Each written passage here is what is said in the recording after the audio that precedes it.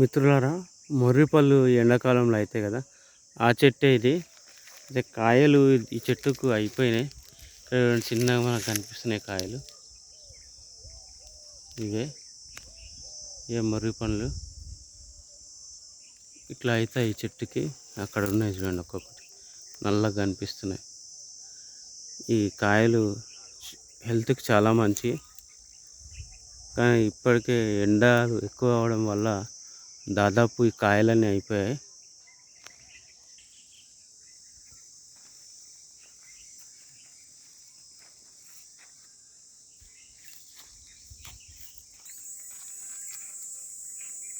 మిత్రుల అడవిలో ఇట్లనే ఉంటుంది.